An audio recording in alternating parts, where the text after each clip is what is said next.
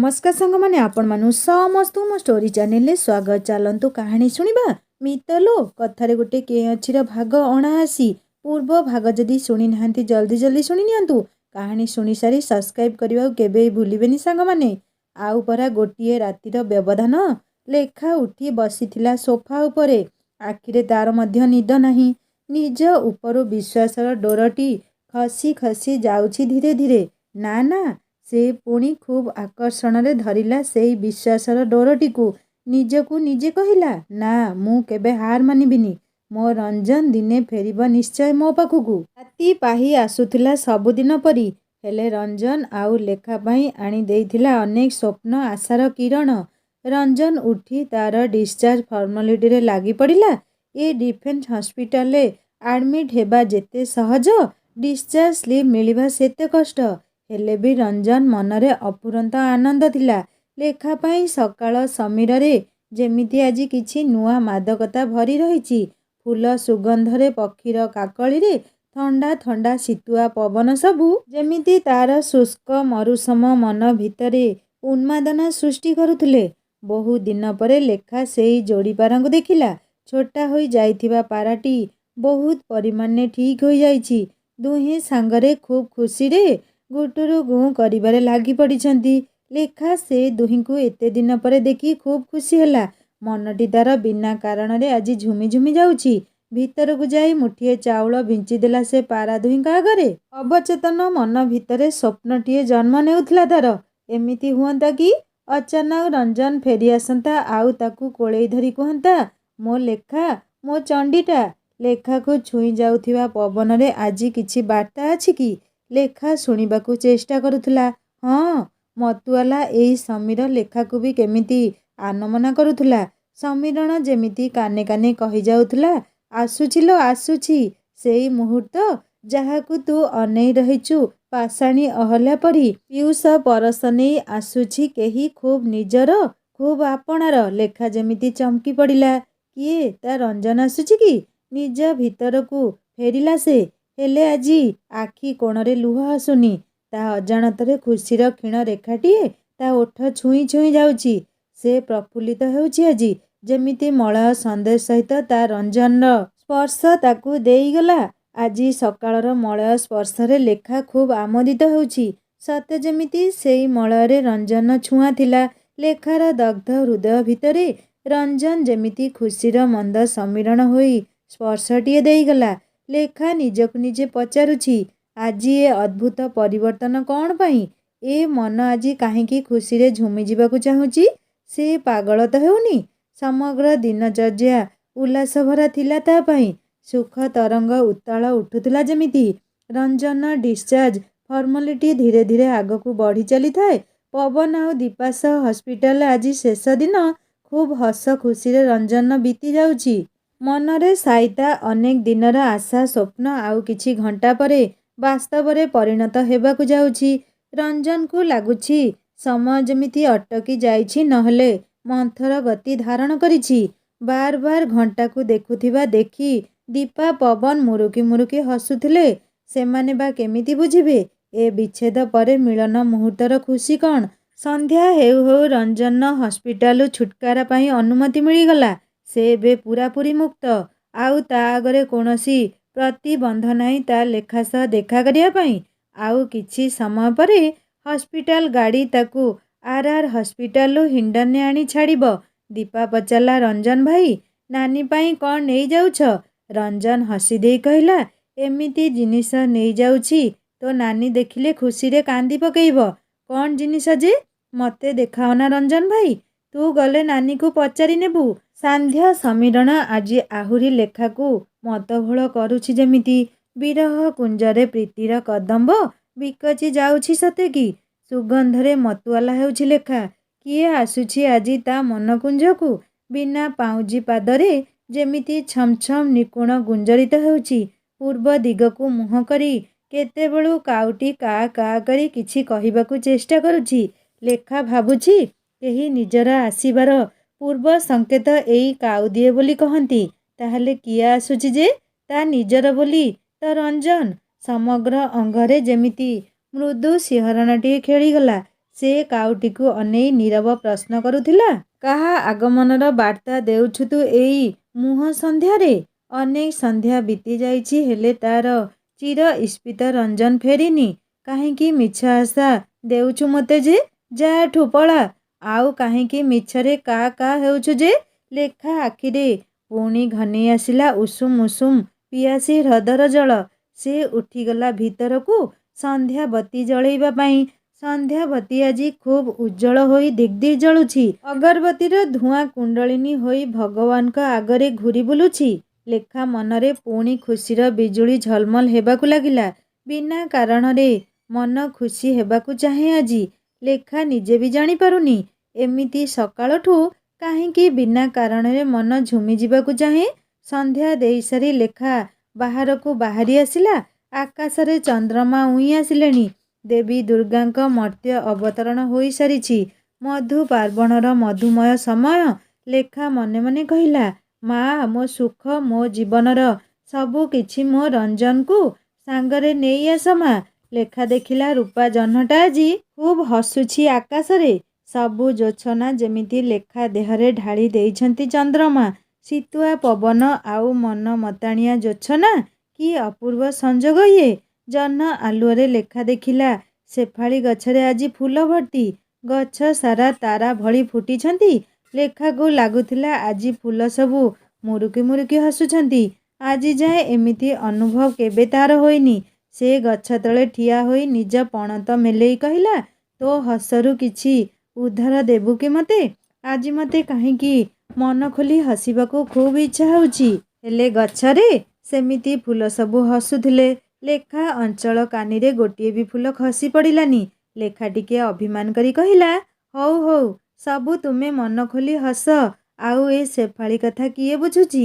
ଲେଖା ସେଇ ଗଛ ତଳେ ଥିବା ଚାନ୍ଦିନୀରେ ଟିକେ ବସି ପଡ଼ିଲା। କି ମନଲୋଭା ବାସ୍ନା ଏ ସେଫାଳି ଫୁଲର ସତେ! ଲେଖାର ମନ ଇନ୍ଦ୍ରିୟ ସବୁ କିଛି ଭାବ ବିଭୋର ହେଉଛି। ହେଲେ ଆରକ୍ଷଣରେ ନିଜକୁ ନିଜେ କହୁଛି, କାହିଁକି ହଜୁଛୁ ମନ ଏମିତି ମିଛ ସ୍ୱପ୍ନରେ ତୁ? ସବୁ କିଛି ନିଷିଦ୍ଧ ତୋ ପାଇଁ। ଆଉ ଏ ନିର୍ଲଜ ସ୍ୱପ୍ନ ବେଳେବେଳେ ଏମିତି ବାଟ ଭୁଲେଇବାକୁ ବିନା ଡାକରାରେ ଚାଲି ଆସେ। ସବୁଦିନ ଫେରେଇ ଦିଏ ସେ, ହେଲେ ଆଜି ଲେଖା ପାରିଲାନି। ସେ ସେଇ ଚାନ୍ଦିନୀରେ ବସିଛି। ଦୁଇ ଆଣ୍ଠୁ ଭିତରେ ମୁହଁ ପୋତି ବସିଛି। ରଞ୍ଜନ ବାହାରିଲା ହେଣ୍ଡନ ଅଭିମୁଖେ ଆସିବା ପାଇଁ। ହସ୍ପିଟାଲ ଗାଡ଼ିରେ ବସିବା ପୂର୍ବରୁ ପୁଣି ଥରେ ପବନକୁ ବାହୁରେ ଭରି କହିଲା, ଏବେ ଆସୁଛି ଭାଇ। ମୋ ଭଉଣୀ ତୁମକୁ ଲାଗିଲା। ଗୁଡଲକ୍ ମେରା ଭାଇ। ତମ ଦୁହିଁଙ୍କୁ ଆଉ ଯେମିତି କାହାରି ନଜର ନ ଲାଗୁ। ଖୁବ୍ ଖୁସି ଦିଅନ୍ତୁ ଠାକୁର ତୁମକୁ। ଦୀପା ଆଖିରେ ବି ଲୁହ। ରଞ୍ଜନ ତା ଆଖିରୁ ଲୁହ ପୋଛି ଦେଇ କହିଲା, ଆରେ ବାୟାଣୀ, କାହିଁକି କାନ୍ଦୁଛୁ? ତୁ ଚାହୁଁଥିଲୁ ମୁଁ ଖୁବ୍ ଶୀଘ୍ର ତୋ ନାନୀ ପାଖକୁ ଫେରିଯାଏ ବୋଲି। ଆଜି ଯାଉଛି ପରା। ସେଠି ଗଲେ ତୋ ନାନୀ ବି ଏମିତି ଲୁହ ଢାଳିବ। ଦୁଇଜଣ ଯାକ ପୂରାପୂରି ବାୟାଣୀ। ହଁ, କାଲି ଦୁହେଁ ଆସିବ ଘର ଆଡ଼େ। ନା ନା, ଏବେ ନୁହଁ, ପରେ ଆସିବୁ, କହିଲା ପବନ।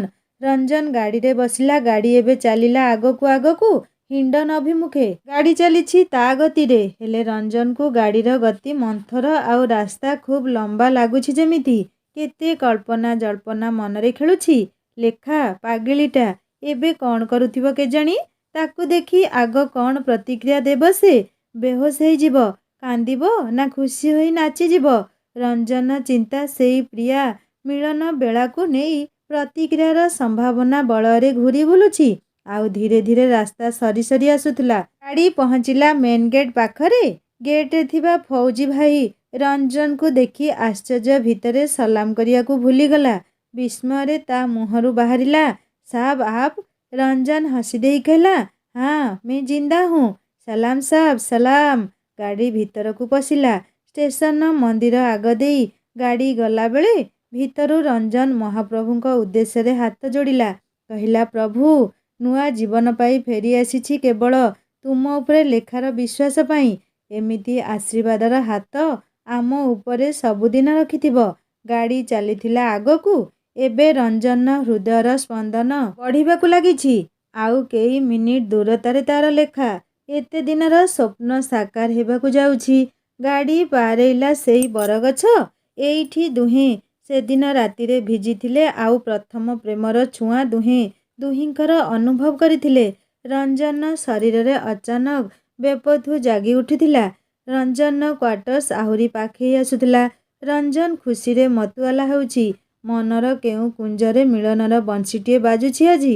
ରଞ୍ଜନ ସେଇ ତାଳେ ତାଳେ ଯେମିତି ଲେଖା ସହ ଝୁମି ଯାଉଛି। ରଞ୍ଜନ ନିଜ କ୍ୱାର୍ଟର୍ସର ଗେଟ୍ ପାଖରୁ କିଛି ଦୂରରେ ଡ୍ରାଇଭରକୁ ଗାଡ଼ି ଛିଡ଼ା କରିବା ପାଇଁ କହିଲା। ସେଇଠୁ ସେ ଓହ୍ଲେଇ ଚାଲିଲା ଆଗକୁ ନିଜ ଘର ଗେଟ୍ ପାଖକୁ। ଛାତି ଭିତରଟା ଧଡ଼ ଧଡ଼ ହେଉଛି ଖୁବ୍ ଜୋରରେ ଏବେ। ନିଜ ଘରକୁ ଫେରୁଛି ସେ, ହେଲେ ଏମିତି କାହିଁକି ପ୍ରତିକ୍ରିୟା ପୁଣି? ଗେଟ୍ରୁ ଭିତରକୁ ପଶିଲା ରଞ୍ଜନ। ଜହ୍ନ ଆଲୁଅରେ ସବୁକିଛି ପରିଷ୍କାର ଦିଶୁଛି। କିଛି ବଦଳିନି ଆଜି। ସବୁ କିଛି ଯଥା ପୂର୍ବ ରହିଛି। ଚାରିପାଦ ଆଗେଇ ଦେଖିଲା, ଆଖି ଆଗରେ ଲେଖା ସେଇ ଚାନ୍ଦିନୀରେ ମୁହଁ ଆଣ୍ଠୁରେ ତଳକୁ ଜାକି ବସିଛି। ଆହା, ମୋ ଚଣ୍ଡୀ ତା ବାଟ ଚାହିଁ ବସିଛି ଯେମିତି ଆଉ। ଅଚାନକ ରଞ୍ଜନ କାନରେ କିଏ ଯେମିତି ମିଳନର ବଂଶୀ ସ୍ୱନ ଶୁଣେଇଗଲା। ସେ ଧୀର ପାଦରେ ଯାଇ ଲେଖାର ଖୁବ୍ ନିକଟରେ ଠିଆ ହୋଇ ଡାକିଲା, ଏଇ ଲେଖା, ଏ ଲେଖା, ଲେଖା। ଲେଖା କାନରେ ରଞ୍ଜନର ଡାକ ପଡ଼ିଲା, ହେଲେ ସେ ସେମିତି ମୁହଁ ତଳକୁ କରି ବସିଛି। ରଞ୍ଜନ ପୁଣି ଥରେ ଡାକିଲା, ଲେଖା, ଏ ଲେଖା। ଲେଖା ଭାବୁଛି ଆଜି କ'ଣ ଖୋଲା ଆଖିରେ ସ୍ୱପ୍ନ ଗୁଡ଼ାକ ତାକୁ ରଞ୍ଜନର କଣ୍ଠରେ ତା ନାମ ଧରି ଡାକିଲେଣି। କେବେ ବାଟ ଚାଲୁ ଚାଲୁ ରଞ୍ଜନ ତା ନାମ ଧରି ଡାକେ, କେବେ ଖାଇବା ବେଳେ, କେବେ ରାତ୍ରିର ନିଃଶବ୍ଦ ପ୍ରହରରେ। ଆଉ ଆଜି ଏମିତି ଖୋଲା ଆଖିର ସ୍ୱପ୍ନ କ'ଣ ପାଇଁ? ମନେ ମନେ ହସିବା ଆରମ୍ଭ କଲା ବେଳକୁ ପୁଣି ଥରେ ରଞ୍ଜନ ଡାକିଲା, ଏ ଲେଖା। ଚଣ୍ଡୀଟା ମୋ କଥା ଶୁଣୁନି। ମୋତେ ଦେଖୁନୁ କ'ଣ ପାଇଁ ଯେ? ଚଣ୍ଡୀ ଡାକରେ ଲେଖା ଟିକିଏ ଅନ୍ୟମନସ୍କ ହେଲା। ସେ ଏଥର ମୁହଁ ଉଠେଇ ଦେଖିବାକୁ ଲାଗିଲା। ଆଖି ଆଗରେ ରଞ୍ଜନ ଠିଆ ହୋଇଛି। ପୁଣି ମୁହଁ ଆଣ୍ଠୁ ଭିତରେ ଜାକି ଧରି ଭାବୁଛି। ଆଜି ଖୋଲା ଆଖିରେ ସ୍ୱପ୍ନଟି ଏତେ ପ୍ରବଳ ଯେ ରଞ୍ଜନ ଆଖି ଆଗରେ ଦେଖାଯାଉଛି। ସେ ଯେମିତି ଭୁଲିଯିବ ସବୁ କିଛି। କେତେ ଥର ଏଇ ମିଛ ସ୍ୱପ୍ନର ମାୟାରେ ସେ ସବୁ ଭୁଲିଛି, ହେଲେ ଆଜି ଆଉ ନୁହଁ। ରଞ୍ଜନ ବୁଝିପାରିଲା ଲେଖାର ଏମିତି ବ୍ୟବହାର କାରଣ। ସେ ଆଉ ଧୈର୍ଯ୍ୟ ଧରି ନ ପାରି ବସି ପଡ଼ିଲା ସେଇ ଚାନ୍ଦିନୀ ଉପରେ, ଲେଖା ପାଖରେ, ଖୁବ୍ ପାଖରେ। ଏଇ, ଏ ଲେଖା, ମୋତେ ଦେଖି ମୁହଁ ବୁଲେଇ ନେଉଛୁ କାହିଁକି? ମୁଁ ସତରେ ଆସିଛି ପରା। ଏଇ, ଚାହାଁ ଟିକେ ମୋତେ। ଏଇ, ମୁହଁ ଉଠେଇ ଆଉ ଥରେ ତ ଦେଖେ ମୋତେ। ତୋରି ରଞ୍ଜନ ପରା ଏଇ ଚଣ୍ଡୀ। ଏମିତି କ'ଣ ଯେ ହେଉଛୁ? ସ୍ୱପ୍ନ ଦେଖୁଛୁ ବୋଧେ? ଲେଖାର ଖୋଲା ଆଖିର ସ୍ୱପ୍ନ ମୋହ ଯେମିତି ତୁଟି ଆସୁଥିଲା ରଞ୍ଜନ କଥାରେ। ସେ ମୁହଁ ଉଠେଇ ପୁଣି ଥରେ ଅନେଇଲା ରଞ୍ଜନକୁ। ଜହ୍ନ ଆଲୁଅରେ ସେ ଦେଖୁଥିଲା ତା ରଞ୍ଜନ ବସିଛି ତା ପାଖରେ, ବିଲକୁଲ ତା ନିକଟରେ। ଭାବ ବିହ୍ୱଳ ଲେଖା ଏବେ ସ୍ୱପ୍ନ ନା ସତ ଜାଣିବା ପାଇଁ ରଞ୍ଜନର ମୁହଁ, ଗାଲ, କପାଳ, ବାହୁ ସବୁ ଧୀରେ ଧୀରେ ସ୍ପର୍ଶ କରୁଥିଲା। ନିଜକୁ ପୁଳାଏ ଚିମୁଟି ଦେଇ ସାରି ଭାବ ଗଦ୍ଗଦ ରୁଦ୍ଧ ଗଳାରେ କହିଲା, ସତରେ ତୁ ଆସିଛୁ? ସବୁ ଦିନ ପରି ସ୍ୱପ୍ନ ତ ନୁହଁ ନା? କହନା, ତୁ ଆସିଛୁ ସତରେ? ତୁ ଆସିଛୁ ମୋ ପାଖକୁ ରଞ୍ଜନ? ଲେଖା ଆଖିରେ ଆଜି ସାଜି ଯାଉଥିଲା ଶରତର ମହାମିଳନର ଅଶ୍ରୁ। ସେ ବେହୋସ ହେବା ଆଗରୁ ନିଜକୁ ପାଇଲା ରଞ୍ଜନର ବଳିଷ୍ଠ ବାହୁ ବନ୍ଧନରେ, ଲତା ପରି ମଜବୁତ ବୁକୁରେ ଗୁଡ଼େଇ ହୋଇଥିବାର। ରଞ୍ଜନ ଏବେ ଠିକ୍ ମାପି ପାରୁଥିଲା ଲେଖା ଆଖିର ଗଭୀରତାକୁ। ରଞ୍ଜନ ଆବିଷ୍କାର କରୁଥିଲା ଲେଖାର ଲୁହ ଯେମିତି ଆବେଦନ କରୁଥିଲା ନିଜ ପାଇଁ ଲେଖିଥିବା ଅଭିଯୋଗର ପୃଷ୍ଠା ସବୁକୁ ପଢ଼ି ନେବା ପାଇଁ। ଲେଖା ଯେମିତି ଆଙ୍କି ଦେଉଥିଲା ନିଜ ଆଖି ଲୁହରେ ତା ଛାତିରେ ପ୍ରେମିକାର ମମତା, ପ୍ରେମର ଗଭୀର ଚିତ୍ରପଟଟିଏ। ଲେଖା ଆଖିର ଲୁହ ଧୀରେ ଧୀରେ ରଞ୍ଜନ ଆଖି କୋଣକୁ ସଂକ୍ରମିତ ହେଉଥିଲା। ସେ ଆହୁରି ଗଭୀର ଭାବରେ ଲେଖାକୁ ନିଜ ଭିତରେ ଅନୁଭବ କରୁଥିଲା। ଦୁହେଁ ଦୁହିଁଙ୍କ ଆଖିର ଧାର ପୋଛି ଦେଉ ଦେଉ ଲେଖା କହିଲା, କୁଆଡ଼େ ରହିଗଲୁ ମୋତେ ଏମିତି ନିଃସଙ୍ଗ ଛାଡ଼ି ଦେଇ ଏତେ ଦିନ? ବେଳେ ବି ଭାବିଲୁନି ତୋ ବିନା ତୋ ଲେଖାର କ'ଣ ଅବସ୍ଥା ହେବ ବୋଲି? ରଞ୍ଜନ ଲେଖାର ଅଭିଯୋଗ ବଦଳରେ ଆଙ୍କି ଦେଉଥିଲା ତା କପାଳରେ, ଗାଲରେ, ଆଖି ଦୁଇଟିରେ ଅଜସ୍ର ମମତାର ସସ୍ନେହ ପ୍ରୀତିଭରା ଚୁମ୍ବନ। ଲେଖା ଏଥର ସ୍ୱପ୍ନର ନିବିଡ଼ ଆଶେଷରୁ ଫେରି ଆସିଥିଲା ସମ୍ପୂର୍ଣ୍ଣ ରୂପେ ବାସ୍ତବ ଭିତରକୁ। ସେ ଏଥର ଆହୁରି ଗୁଡ଼େଇ ହୋଇଗଲା ରଞ୍ଜନର ବୁକୁ ଭିତରେ। ଅଭିଯୋଗ, ଅଭିମାନ, ଦୁଃଖ, ସୁଖ ମିଶାମିଶି ସ୍ୱରରେ ସେ କୋହ ପ୍ରକାଶ କରି ପଚାରିଲା, ତୁ କହ ତ? ଏଇ, ଜାଣିଛୁ ଭଗବାନ କ'ଣ ପାଇଁ ମୋତେ ଏତେ କଷ୍ଟ ଦେଲେ? ତୋଠାରୁ କାହିଁକି ଏତେ ଦିନ ମୋତେ ଦୂରରେ ରଖିଲେ? ତୋ ସାଥୀ ଛଡ଼ା କେବେ ଧନ ସମ୍ପତ୍ତି ନା ସୁଖ ଐଶ୍ୱର୍ଯ୍ୟ ମାଗିଛି ତାଙ୍କୁ? ତୋ ଛଡ଼ା କିଛି ବି ସୁଖ ରାଜଭୋଗ ଲୋଡ଼ା ନାହିଁ ମୋର। ତୁ ଯଦି ଓଳିଏ ଖୁଆଇ ଓଳିଏ ଉପାସ ରଖିବୁ, ଖୁସି ଖୁସି ସେଇଟା ହିଁ ବାଛି ନେବି। ତଥାପି କାହିଁକି କାହିଁକି ଏମିତି କଲେ? ରଞ୍ଜନ ଲେଖା ଆଖିରୁ ବହୁଥିବା ଲୁହ ଆକାରରେ ଏତେ ଦିନର ଗଚ୍ଛିତ ଅଭିମାନ ଅଭିଯୋଗକୁ ପୋଛି ଦେଇ କହିଲା, ତୋ ହୃଦୟର ସେଇ ଭାବନା ପାଇଁ ତ ମୁଁ ଆଜି ଫେରି ଆସିଲି ତୋ ପାଖକୁ ସମ୍ପୂର୍ଣ୍ଣ ସୁସ୍ଥ ହୋଇ। ତୋର ଭଗବାନଙ୍କ ଉପରେ ବିଶ୍ୱାସ ଥିଲା ନା? ଦେଖ ମୋତେ ତୋ ପାଖରେ ତୋ ବାହୁରେ ସମ୍ପୂର୍ଣ୍ଣ ସୁସ୍ଥ ଭାବରେ ମୋତେ ସେ ଫେରେଇ ଦେଇଛନ୍ତି। ଲେଖାର ମାନସ ପଟରେ ନାଚିଗଲା କେଇ ମାସ ତଳର ରଞ୍ଜନ ଫ୍ଲାଇଟ୍ କ୍ରାସ୍ ଘଟଣା। ସେ ସଙ୍ଗେ ସଙ୍ଗେ ରଞ୍ଜନ ସମଗ୍ର ଶରୀରରେ ହାତ ବୁଲେଇ ଆଣି ପଚାରିଲା, ତୁ ଠିକ୍ ଅଛୁ ନା? ତୋର କିଛି ହୋଇନି ତ? ତୋ ପାଖକୁ ଗାଡ଼ିରୁ ଓହ୍ଲେଇ ପାଦରେ ଚାଲି ଚାଲି ଆସିଲି ପରା। ତୋ ପ୍ରାର୍ଥନା ତୋ ଭଲ ପାଇବା ମୋର କ'ଣ କିଛି କ୍ଷତି ହେବାକୁ ଦେବ? ଦେଖୁନୁ ଏତେ ବଡ଼ ଦୁର୍ଘଟଣାରୁ କେମିତି ବର୍ତ୍ତି ଆସିଲି। ଲେଖା ପୁଣି ଥରେ ରଞ୍ଜନକୁ ନିଜ ବାହୁରେ ଧରିଥିଲା ଖୁବ୍ ମଜବୁତିରେ। ଲେଖାର ଲୁହରେ ରଞ୍ଜନ ଛାତି ଭିଜି ସାରିଲାଣି। ଆଉ କୁଆଡ଼େ ଯିବାକୁ ଦେବିନି ତୋତେ। କେବେ ନାହିଁ କେବେ ନାହିଁ। ମୁଁ ବି ଚାହୁଁଛି ତୁ ମୋତେ ଆଉ କୁଆଡ଼େ ବି ଗୋଟିଏ ମୁହୂର୍ତ୍ତ ତୋଠାରୁ ଅଲଗା ହୋଇ ଯିବାକୁ ଦେବୁନି ଯେମିତି। ଲେଖା ତୋ ବିନା ଏତିକି ମାସ କେମିତି ବିତେଇଛି ସେ କଥା ମୁଁ ଜାଣିଛି। ଦୁହେଁ ଦୁହିଁଙ୍କ ବାହୁରେ ହେଉଥିଲେ ତଲ୍ଲୀନ। ନିଜ ଘର କ୍ୱାର୍ଟର୍ସ ଆଗରେ ଥିବା ସେଫାଳି ଗଛ ମୂଳରେ ଥିବା ଚାନ୍ଦିନୀ ଉପରେ ଆଜି ଦୁହେଁ ଦୁହିଁଙ୍କ ବାହୁରେ ଭୁଲି ଯାଇଥିଲେ ସମଗ୍ର ସତ୍ତାକୁ। କେବଳ ଦୁହେଁ ଦୁହିଁଙ୍କୁ ଦେଖୁଥିଲେ ମନ ଭରି। ଏଇ ମହାମିଳନର ସାକ୍ଷୀ ଥିଲା ଆକାଶରେ ଚନ୍ଦ୍ରମା। ସେ ଆହୁରି ପ୍ରୀତିର ଜ୍ୟୋତ୍ସ୍ନା ଢାଳି ଦେଉଥିଲେ ଦୁହିଁଙ୍କ ଉପରେ। ଦୁଇ ଅତୃପ୍ତ ଆତ୍ମା ମନ ପରମ ତୃପ୍ତିରେ ଭରି ଯାଉଥିଲା ଯେମିତି। ଦୁହିଁଙ୍କ ଆଲିଙ୍ଗନର ଗାଢ଼ତ୍ୱ ଭିତରେ ଶୀତୁଆ ସମୀରଣ ବି ପଶି ପାରୁନଥିଲା। ଦଲକାଏ ପବନ ପୁଣି ଥରେ ସେମାନଙ୍କୁ ଛୁଇଁବାକୁ ଚେଷ୍ଟା କରୁଥିଲା। ସେଫାଳି ଗଛରୁ ଝରି ପଡ଼ିଲା ଆଞ୍ଜୁଳା ଆଞ୍ଜୁଳା ହସୁଥିବା ସେଫାଳି ପୁଷ୍ପ ସେମାନଙ୍କ ମୁଣ୍ଡ ଉପରେ। ରଞ୍ଜନ ନିଜ ମୁଣ୍ଡ ଉପରେ ଖସି ପଡ଼ୁଥିବା ଫୁଲତକ ଗୋଟେଇ ଆଣି କହିଲା, ଲେଖା ଦେଖ ତ ଆଜି ଆମ ଖୁସିରେ ଏ ଫୁଲମାନେ ବି ହସୁଛନ୍ତି। ଖୁସିରେ ସେମାନେ ନାଚି ଯାଉଛନ୍ତି ଯେମିତି। ଦେଖ ତ ଏଇ ଫୁଲ ତୋର ପ୍ରିୟ ପରା। ଆମ ଉପରେ ଅଜାଡ଼ି ହୋଇ ପଡ଼ୁଛନ୍ତି ଖୁସିରେ। ଲେଖା ଆହୁରି ଜୋରରେ ରଞ୍ଜନକୁ ଧରି କହିଲା, ସେ ଫୁଲମାନେ ତତେ ଦେଖି ଖସି ପଡ଼ୁଛନ୍ତି ତୋ ସ୍ପର୍ଶ ପାଇବା ପାଇଁ। ନହେଲେ ଆଜି ପଣତ ପତେଇ କହିଲି, କିଛି ଖୁସି ମୋ ଅଞ୍ଚଳରେ ବି ଢାଳି ଦିଅ। ଗୋଟିଏ ବି ସେଫାଳି ଖସି ପଡ଼ିଲାନି ମୋ ପଣତରେ। ଆଉ ଏବେ ତତେ ଦେଖିନା ହେଲେ କାହାକୁ ବି ଆସିବାକୁ ଦେବିନି ତୋ ପାଖକୁ। ଏ ରଞ୍ଜନ ଖାଲି ମୋର, କେବଳ ମୋର। ରଞ୍ଜନ ଓଠରେ ଫୁଟି ଉଠିଲା ଚେନାଏ ସନ୍ତୋଷର ହସ ଲେଖାର ଏମିତି କଥା ଶୁଣି। ତୁ ତୋ ମୋ ସେଫାଳି, ଆଉ କିଏ ଆସିବ ଯେ? ତୁ ଏ ଫୁଲକୁ ବି ଈର୍ଷା କରୁଛୁ ଲେଖା? ହଁ କରିବି ଈର୍ଷା। ଏ ଫୁଲ ଏ ପବନ କିଏ ବି ତତେ ଛୁଇଁଗଲେ ମୋତେ ଖୁବ୍ ଈର୍ଷା ହେବ। ଆହା ମୋ ଚଣ୍ଡୀଟା, ଏଇ କେତେ ମାସ ହେଲା ତୋର ଏଇ ମନ ମତାଣିଆ କଥା ଶୁଣିବାକୁ ବଞ୍ଚିତ ଥାଇ କେତେ ଯେ ଜଳିଛି ମୁଁ ଭିତରେ ଭିତରେ ସେ କଥା ତୁ ଜାଣିପାରିବୁନି। ସେଇ ଦିନର ପୀଡ଼ା କେବଳ ମୁଁ ହିଁ ଜାଣିଛି। ଆଉ ତୋ ମୁହଁରୁ ଏ ଚଣ୍ଡୀ ନାମଟା ନ ଶୁଣି ମୁଁ ଯେମିତି ପଥର ପାଲଟି ଯାଇଥିଲି। ଆଉ ଝଲକାଏ ଶୀତଳ ପବନ ଛୁଇଁଗଲା ଦୁହିଁଙ୍କୁ। ଅବଶିଷ୍ଟ ସେଫାଳି ଝଡ଼ି ପଡ଼ିଲା ସେମାନଙ୍କ ଉପରେ। ରଞ୍ଜନ କହିଲା, ମୋ ଚଣ୍ଡୀକୁ ଆଉ ଈର୍ଷାରେ ଜଳିବାକୁ ଦେବିନି। ଏତିକି କହି ରଞ୍ଜନ ଦୁଇ ବାହୁରେ ଲେଖାକୁ ଉଠେଇ ଘର ଭିତରକୁ ନେଇ ଯାଉଥିଲା। ଲେଖା ଯେମିତି ସେଇ ସେଫାଳି ଗଛକୁ ଅନେଇ କହୁଥିଲା, ଏବେ ହସି ହସି ଆଉ କାହା ଉପରେ ଝରିବୁ ଝରିପଡ଼। ଖୁସିରେ ଲେଖା ରଞ୍ଜନ ବାହୁରେ ଥାଇ ମୁହଁ ଲୁଚାଉଥିଲା ତା ଛାତି ଭିତରେ। ଥରେ ଡ୍ରଇଂ ରୁମ୍ର କଳେବରକୁ ଆଖି ବୁଲେଇ ଆଣିଲା ରଞ୍ଜନ। ଯାହା ଯେମିତି ଥିଲା ସେମିତି ଅଛି ଏତେ ମାସ ଭିତରେ, କିନ୍ତୁ ଖୁବ୍ ଶୂନ୍ୟତା ଛାଇ ଯାଇଛି ଯେମିତି। ଲେଖା ପୁଣି ଘୋର ଆକର୍ଷଣରେ ପୁଣି ଥରେ ଲୋଟି ପଡ଼ିଥିଲା ରଞ୍ଜନର ପ୍ରଶସ୍ତ ବୁକୁ ଉପରେ। ଜହ୍ନ ଆଲୁଅରେ ରଞ୍ଜନକୁ ଯାହା ଦେଖିଥିଲା ଲେଖା, ଏବେ ସେ ପୁଣି ଘରର ଆଲୁଅରେ ତା ମୁହଁକୁ ଅନେଇଲା। ରଞ୍ଜନ ବହୁ ଝଡ଼ି ଯାଇଛି। ଆଖିରେ ସେଇ ପୁରୁଷ ସୁଲଭ ଦୁଷ୍ଟାମି ସିନା ଝଟକି ଉଠୁଛି, ତା ସହିତ କେତେ ଯୁଗର ବେଦନା ମଧ୍ୟ ଖାଣୁଛନ୍ତି ଆଜି। କେତେ ଯନ୍ତ୍ରଣାର ଝଞ୍ଜା ଯେମିତି ତା ଉପରେ ବହି ଯାଇଛି।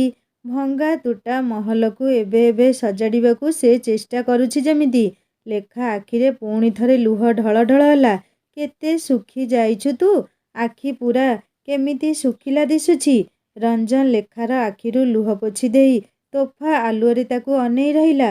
ଯୋଉ ଲେଖା ଆଖିରେ ଦିନେ ସେ ତା ପାଇଁ ଗୋଟିଏ ସ୍ୱପ୍ନର ସିନ୍ଧୁ ଉତ୍ତାଳ ଉଠୁଥିବାର ଦେଖିଥିଲା, ଆଜି ସେ ସିନ୍ଧୁ ପୂରାପୂରି ଶୁଷ୍କ।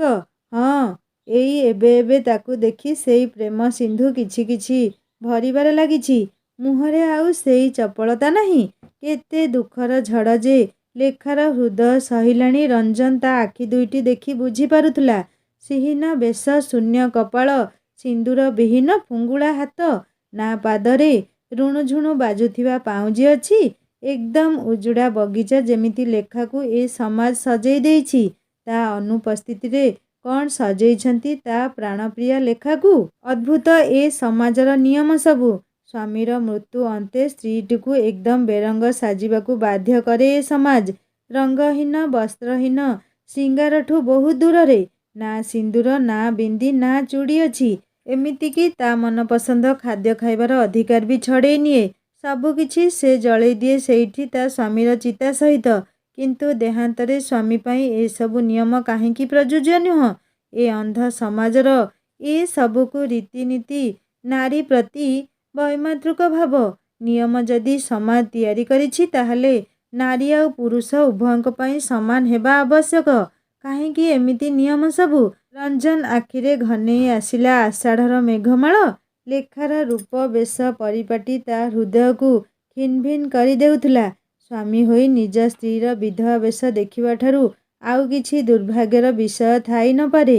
ଲେଖା ଦେଖିଲା, ତାକୁ ଦେଖି ରଞ୍ଜନ ଆଖିରେ ଲୁହ ଧାର ଧାର ବହି ଯାଉଛି।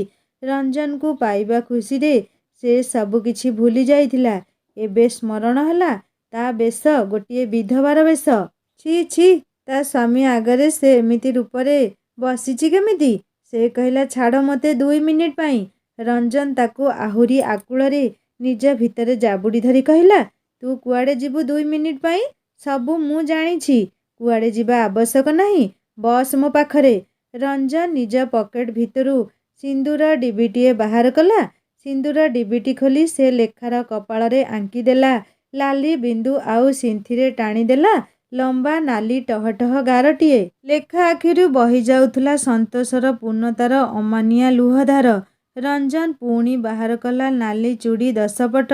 ଲେଖାର ହାତରେ ପିନ୍ଧେଇ ଦେଇ କପାଳରେ ଆବେଗରେ ଛୁଆଁଇଲା ନିଜ ଓଠର ପ୍ରୀତିଭରା ସ୍ପର୍ଶ। 2 ପାଦରେ ପିନ୍ଧେଇ ଦେଲା ରୁଣୁଝୁଣୁ ବାଜୁଥିବା ପାଉଁଜି ହଳେ। ଲେଖା ହଜେଇବା ନିଜର ଅମୂଲ୍ୟ ସମ୍ପଦ ପୁଣି ଥରେ ଫେରି ପାଉ ଆଉ କୋହ ସମ୍ଭାଳି ପାରିଲାନି। ରଞ୍ଜନ ଛାତିରେ ଆହୁରି ନିବିଡ଼ରେ ବାନ୍ଧି ଦେଉଥିଲା ନିଜକୁ। ରଞ୍ଜନ ଦେଖିଲା ଏବେ ତା ଲେଖା ପୁଣି ପୂର୍ବର ସେଇ ଲେଖା ଭଳି ଝଟକି ଉଠିଲା। ଉଜୁଡ଼ି ଯାଇଥିବା ବଗିଚାରେ ଯେମିତି ଅଚାନକ ଫଗୁଣର ଆବିର୍ଭାବ ହେଲା। ସୁନ୍ଦର ସୁମନ କଳିକା ବିକଶିତ ହେବାକୁ ଲାଗିଲା। ସିହୀନ ଦିଶୁଥିବା ଏଇ ଲେଖା ଏବେ ଝଳି ଉଠୁଛି ଯେମିତି। ସତରେ ଏଇ ଟୋପାଏ ସିନ୍ଦୂର ଆଉ 2 ପଟ ଚୁଡ଼ିର କି ଯାଦୁ ଅଛି କେଜାଣି? ଲେଖା ନିଜ ହାତକୁ ଚାହିଁ ସିନ୍ଥିରୁ ଝରି ପଡ଼ୁଥିବା ସିନ୍ଦୂରକୁ ଦେଖି ଛୋଟ ପିଲାଙ୍କ ପରି କାନ୍ଦି ଉଠିଲା। ସେଇ ଭୟଙ୍କର ଦୃଶ୍ୟ ତା ମାନସ ପଟରେ ଉଦଣ୍ଡ ନୃତ୍ୟ କରୁଥିଲେ। ଏଇ ମୋ ପାଗେଳି, କାହିଁକି କାନ୍ଦୁଛୁ?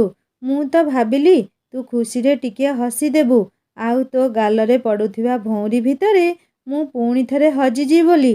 ହେଲେ ତୁ ତ ଏମିତି ଖାଲି କାନ୍ଦୁଛୁ ଆଉ। ଲେଖା ସେମିତି କାନ୍ଦୁ କାନ୍ଦୁ କହିଲା, ଜାଣିଛୁ ସେଦିନ କେତେ ଅନୁନୟ ହେଲି, କାନ୍ଦିଲି, କହିଲି ମୋ ରଞ୍ଜନ ଫେରିବ, ମୋ ସିନ୍ଦୂର ପୋଛି ଦିଅନି। ହେଲେ ସେମାନେ ମୋ ମୁଣ୍ଡରୁ ସିନ୍ଦୂର ପୋଛିଦେଲେ ଆଉ ତୁ ଦେଇଥିବା ଚୁଡ଼ି ଶଙ୍ଖା ବି ଭାଙ୍ଗିଦେଲେ। ମୋ ହାତରେ ଏତେ ଜୋରରେ କଟିଗଲା ଯେ ଏବେ ବି ସେ ଚିହ୍ନ ଅଛି। ଲେଖା ନିଜର ହାତରେ ସେଇ ଦିନର କ୍ଷତ ଚିହ୍ନର ଦାଗ ରଞ୍ଜନକୁ ଦେଖେଇଲା। ରଞ୍ଜନ ଦେଖିଲା ଲେଖାର ହାତରେ ଖୁବ୍ ଗଭୀର କଟା ଚିହ୍ନ ଏବେ ବି ଦାଉ ଦାଉ ହୋଇ ଦିଶୁଛି। ସେ ଲେଖାର 2 ହାତ ଚୁମି ଦେଇ ନିଜ ଛାତିରେ ଜାକି ଧରିଲା। ରଞ୍ଜନ ସେଇଦିନ ଲେଖା ଉପରେ ହୋଇଥିବା ଯନ୍ତ୍ରଣାର କଷାଘାତକୁ ମର୍ମେ ମର୍ମେ ଅନୁଭବ କରିପାରୁଥିଲା। ଲେଖା କାନ୍ଦୁ କାନ୍ଦୁ କହିଲା, ସେମାନେ ସମସ୍ତେ କହିଲେ ମୁଁ କୁଆଡ଼େ ଅଶୁଭ, ଅଲକ୍ଷଣୀ, ସ୍ୱାମୀକୁ ଖାଇଗଲି। ଛି, ମୋ ସୁନାଟା ପରା। ତୁ ଏମିତି କାନ୍ଦିଲେ ମୋ ଭିତରଟା ବିଦୀର୍ଣ୍ଣ ହୋଇଯାଉଛି। ତୁ ପୁଣି ଅଶୁଭ ମୋ ପାଇଁ। ଲେଖା ପୁଣି ଅଶୁଭ ରଞ୍ଜନ ପାଇଁ। ଗାଁକୁ ଗଲେ ପାଟି କରି କହିବି, ଦେଖ ଯାହାକୁ ତମେମାନେ ଅଲକ୍ଷଣୀ ବୋଲି କହୁଥିଲ, ସେ ଆଜି କେମିତି ମୃତ୍ୟୁ ମୁଖରୁ ମୋତେ ଫେରେଇ ଆଣିପାରିଲା। ଆଖି ଖୋଲି ଦେଖ ସମସ୍ତେ, ଯାହା ମୁଣ୍ଡରୁ ସିନ୍ଦୁର ପୋଛିଦେଲ ଆଜି କେମିତି ତା କପାଳରେ ସିନ୍ଦୁର ଝିଲିମିଲି କରୁଛି। ଆଉ ଦେଖିବି କାହା ଜିଭରେ ହାଡ଼ ଅଛି ମୋ ଲେଖାକୁ ଅଶୁଭ କହିବାକୁ। ଜାଣିଛୁ କେହି କାହାର ନୁହଁଲୋ। ଯେଉଁମାନଙ୍କୁ ଗାଁରେ ମୁଁ ଖୁଡ଼ି, ଜେଜେମା, ବଡ଼ମା ଡାକୁଥିଲି ସେମାନେ ବି କହିବାକୁ ଛାଡ଼ି ନାହାନ୍ତି ମୋତେ। ମୋ ମୁହଁ ଚାହିଁଲେ ଯାତ୍ରା ଅଶୁଭ କହି ବାଟ ଭାଙ୍ଗି ଚାଲି ଯାଇଛନ୍ତି ସେମାନେ। ହେଲେ ମୋ ବାପା ମା ମାନେ, ବଡ଼ବାପା ବଡ଼ମା ପରି କେହି ନାହାନ୍ତି ଏ ଦୁନିଆରେ। ବାପା ମୋତେ ଏଇଠିକୁ ପଠେଇ ଦେଇଥିଲେ, କହିଥିଲେ ମା ରେ ତୁ ଏତେ ପାଠ ପଢ଼ିଛୁ, ଯା ଏଇଠି କ'ଣ ପାଇଁ ଏ ଗାଁ ଲୋକଙ୍କ ହୃଦୟଜଳା କଥା ଶୁଣିବୁ। ହିଣ୍ଡନେ ତୋର କୌଣସି ଅସୁବିଧା ହେବନି। ହଁ ଲେଖା, ମୋ ବାପା ମୋ ମା ସେମାନେ ବହୁତ ଭଲ। ବାସ୍ ତୁ ଆଉ କାନ୍ଦେନି, ମୁଁ ଅଛି, ଆଉ କେବେ ତୋତେ ଛାଡ଼ି କୁଆଡ଼େ ଯିବିନି ପ୍ରମିସ୍ କରୁଛି। ଏଥର ଟିକେ ହସିଦେ। ବହୁ ଦିନରୁ ତୋର ସେଇ ହସ ହସ ମୁହଁ ବହୁତ ମିସ୍ କଲିଣି। ଲେଖା ଏଥର ସେଇ ଦୁଃଖ ଦିନରୁ ବାହାରି ଆସି ଆଜିର ମଧୁମୟ ମୁହୂର୍ତ୍ତରେ ହଜିଗଲା। ରଞ୍ଜନକୁ ଅନେଇ ଟିକିଏ ହସିଦେଲା। ରଞ୍ଜନ ଲେଖାର ଦୁଇ ଗାଲରେ ସୃଷ୍ଟି ହେଉଥିବା ଦୁଇ ଭଉଁରୀରେ ଖୁବ୍ ସ୍ନେହରେ ଓଠ ଛୁଆଁଇ କହିଲା, ଏ ହୁଇନା ମେରି ଲେଖା ବାଲି ବାତ୍। ସାଙ୍ଗମାନେ, ଏବେ ତ ରଞ୍ଜନ ଲେଖା ପାଖକୁ ଫେରି ଆସିଲା। ଆପଣମାନେ ଖୁସିରେ ଝୁମି ଯାଉଥିବେ। ମୋ ମନ ବି ବହୁତ ଖୁସି ଅଛି। କାହାଣୀ କେମିତି ଲାଗିଲା ମୋତେ ନିଶ୍ଚୟ କମେଣ୍ଟ କରି ଜଣାଇବେ।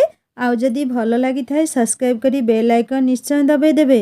ଲେଖା ଓ ରଞ୍ଜନ ଜୀବନରେ ଆଗକୁ କ'ଣ ଘଟିଲା ଶୁଣିବା ନେକ୍ସଟ ପାର୍ଟରେ। ରହୁଛି, ନମସ୍କାର, ଜୟ ଜଗନ୍ନାଥ।